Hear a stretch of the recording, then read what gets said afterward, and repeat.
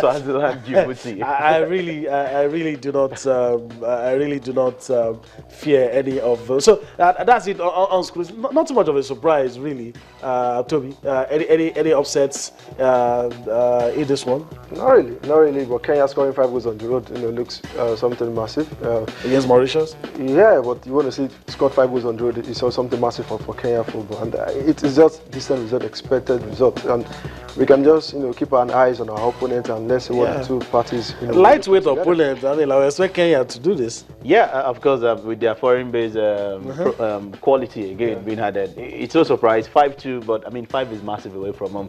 But the good thing is the second leg is just next Tuesday, so they will quickly wrap this up and then hopefully have their eyes on the next stage. Get a lesser formidable side in the next round. But we must mention as well that South Sudan, Mauritania, that game didn't finish. A lot of persons were thinking it was due to crowd violence. No, it was actually due to bad weather. And of course, on the FIFA website, it will be continued tomorrow from 11 a.m. All right, so like Rotimi told you, football will go on, competitions will be held while all this drama is going on. But of course, at the top, the tsunami will continue, and we'll see how all of that would end. Let's go on a quick break. When we'll come back, we'll step down, talk about our own issues, come and talk about football on the domestic scene, talk about the Super Eagles, and hopefully we'll be able to put a call across to the media officer of the Super Eagles, talking about Ibitoye, to give us an update into happenings in the camp of the Super Eagles. Join us again. Welcome back. In case you're just joining us, it's a Wednesday edition of Sports Tonight. Well, you've missed quite a lot, but of course, there's still so much left for you to enjoy this midweek edition. Guys, let's talk about the Super Eagles, and I crave your indulgence. Let's forget about all the drama that happened yesterday and talk about the thing that can make us smile. We're in the process of building a team that will make all of us smile. Now, let's bring to you some details about, okay, that's it on your screen. Super Eagles against DR Congo, an international friendly. The updates: the Belgian embassy issues entry visas to 2 home-based professionals and the back room of the senior national team, the Super Eagles, and of course, but I hear that the physio will not be going tonight. Will travel tomorrow. Okay, so you have Chima Akas and Austin or Barakwa. I hope I got it correct. They're set to leave for Belgium tonight. So that's heartwarming that those guys will really get their chance to join. The other players, well, not so lucky. Femi Thomas, Kichuku Ezenwa, Paul Onobi, ordered to join the Omes Eagles Chan camp in Port Harcourt following the visa itch. And of course, Godfrey Obabola still having issues in Turkey. And what you have on screen, Belgium-based Wilfred Ndidi, Slovakia-based Kingsley Madu, and Portugal-based Dele Alampasu ended late call-ups. Already Ndidi trained this evening? All right, and Vincent Enyeama, well, trains with the team following the fallout with head coach Sunday Oliseh. We hear that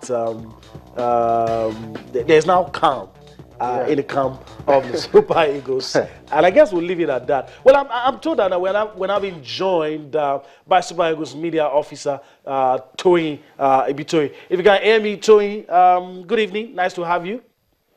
Yeah, thank you. I can hear you clearly. Okay. Thank you for having me. It feels a bit awkward, you being on the other side. But, okay, what can you tell us, updates from the camp of the Super Eagles? What can you give to us? Yeah, you said it all.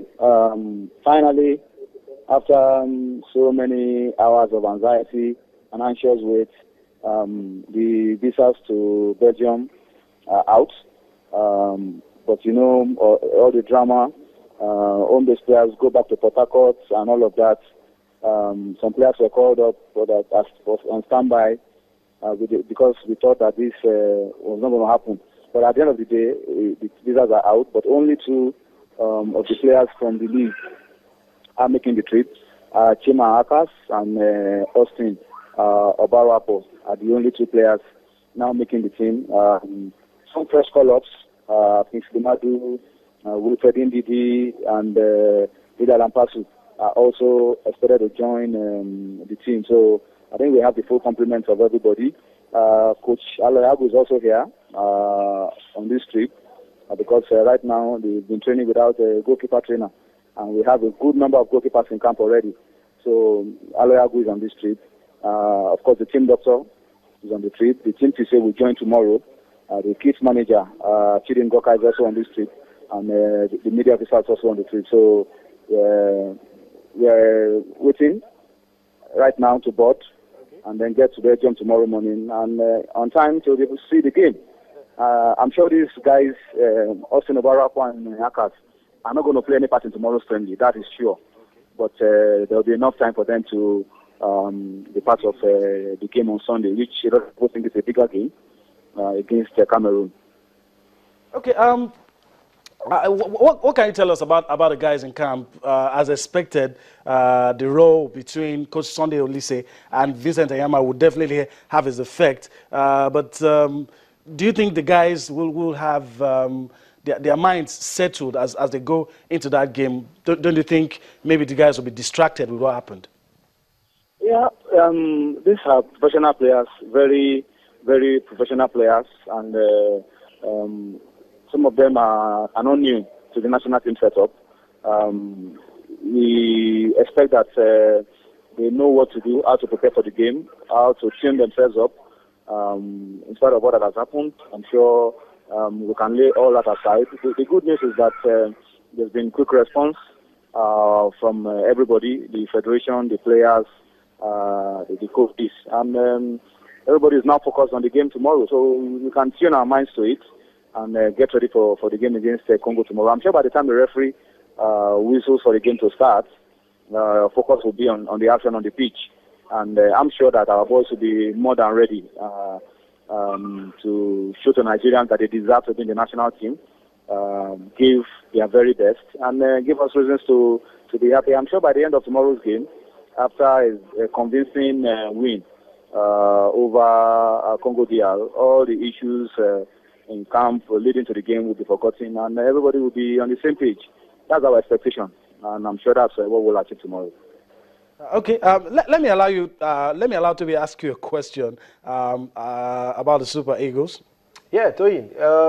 I think so far the NFF and also the Super Eagles military has been diplomatic. Can you confirm to us that Ahmed Musa is the official new captain of the Super Eagles, and also there have been reports that Enyeama might not be part of the 2 friendly games? But no, Enyeama is in camp. Okay. You can only be sure of who is captain of the team for these friendly games an hour to the game when the coach will release the list. Okay. It's a friendly game. Don't forget. So the coach may want to see new boys and maybe keep some of the more established players away. It's the coach's prerogative really to decide who starts and who doesn't start and who captains the team and who doesn't captain the team. But as I said, in a setup where there are adults, 20, 30 adults, we will have differences in our opinion, in our approach, in the way things, in the way we view things. But the most important thing is how you respond after this little misunderstanding, and how you can bounce back stronger and bond better after all of these issues. So it doesn't really matter. I mean, I was telling a colleague this morning that when players are called up to the national team and you get a chance to play for Nigeria, you are not coming there, nobody tells you are coming there to be captain of the team. You are coming to play. That's what they tell you. Invite you to come and play. Okay. So if you are given a chance to be captain of the team, you are just first among equals. And that the coach reserves the right to pick whoever I think will help him get the job done. But I think that all of that is in the past now. The team is focused. Whether we have a big boy or a small boy as captain or old player or senior player as captain, the team is focused right now on that game tomorrow. After the game tomorrow, we'll face Cameroon and we'll take it up from there. All right, thank you very much, Ibitoye, for speaking to us tonight. Let's allow you rest and catch your flight. Hopefully, we'll be talking to you after the game tomorrow.